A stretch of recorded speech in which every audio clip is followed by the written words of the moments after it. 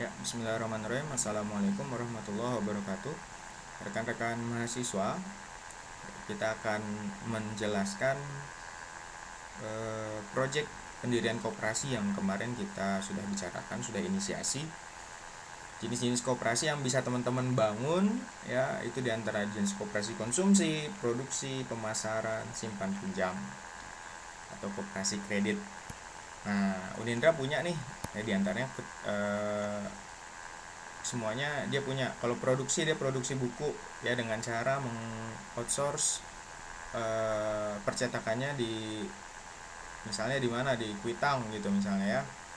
Nah, pemasarannya dia menjualkan produk-produk yang sudah siap dijual. Jadi koperasi distributor nih, jadi distributor. Kalau kalian lihat di samping gedung, ya, salah satunya seperti itu. Tapi di Unindra juga memberikan kegiatan simpan pinjam. Nah, jadinya memberikan peminjaman atau memberikan layanan pinjam pinjam duit untuk keperluan renovasi, untuk keperluan pendidikan, begitu. Nah, ini salah satunya bisa kalian terapkan. Mau kalian yang mana yang digunakan, silahkan. Jadi nanti diperjelas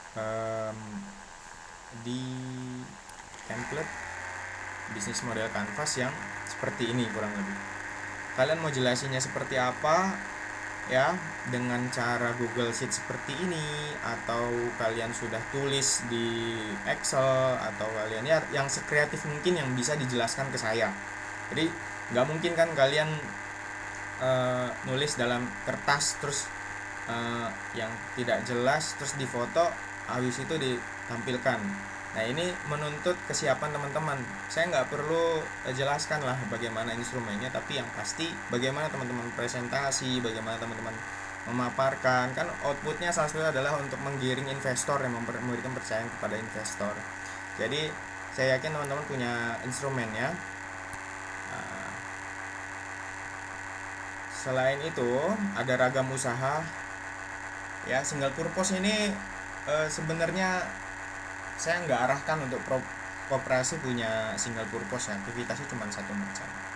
Tapi kalau misalnya memang sudah ada pengembangan usaha gitu, ya, jadi bisa dua atau jenis usaha seperti koperasi Unindra tadi. Nah, berdasarkan jenis komoditi, ya, ada ekstraktif, pertanian, dan lain sebagainya. Apapun yang sekarang kita nggak bisa samain, kita banyak banget model-model usaha yang bisa kalian terapkan. Jadi silahkan berobservasi, ya, bereksplorasi kira-kira rencana penjualan apa yang kalian mampu menjualnya dan suppliernya ada, ya. Kalau misalnya koperasi atau UMKM produksi, kalian produksi apa sehingga terukur. Jadi pada outputnya kalian benar-benar bisa bikin tim, ya, sehingga bisa menjual suatu produk dan jasa. Nah, seperti itu. Di sini sebenarnya lebih banyak ke jenis-jenis koperasi.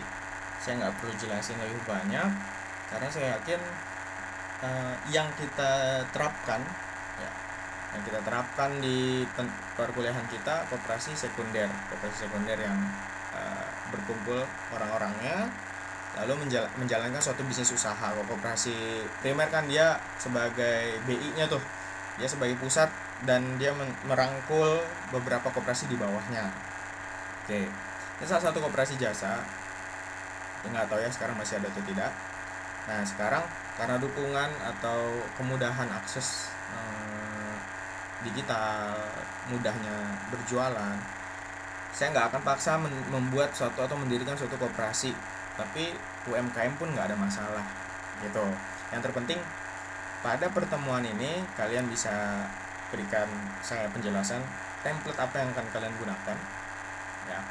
Lalu kita akan masuk setelah template bisnis model kanvasnya kalian punya, kita akan analisa secara analisa SWOT eksternal maupun internal. Jadi pada pertemuan ini, setelah kalian punya template bisnis model kanvasnya, bisa kalian presentasikan. Kita akan bahas apa kemungkinan atau sisi eksternal dan sisi internal yang perlu dianalisis dari faktor UMKM teman-teman semua. Lalu setelah itu baru kita berbicara soal manajemen. Nah, ini manajemen dan organisasi koperasi dan UMKM. Itu dari saya.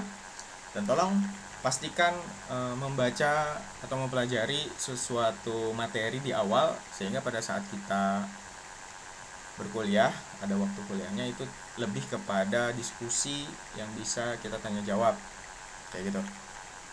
Sebagai video pengayaan, saya nanti akan memberikan atau membagikan ya video saya berpedagogik yang dibikin atau diisi oleh Prof. Ricardus Eko Indrajit. Nah, ini kiblatnya salah satu tokoh saya berpedagogi atau tokoh pembelajaran era digital. Kenapa Pak Hamzah misalnya memberikan perkuliahan dengan cara yang ya lebih banyak ke diskusi lewat WA, tidak ada ngezoom ya, itu nanti akan dijelaskan lebih dalam oleh Prof Ekoji ini gitu ya. Jadi silahkan dipersiapkan, masih ada beberapa jam ke depan untuk kita persiapan presentasi. Nanti presentasinya coba saya lihat mekanismenya akan seperti apa. Tapi yang terpenting adalah silakan teman-teman persiapkan template bisnis model canvas yang UMKM kalian tuh sedang buat. Terima kasih atas perhatian.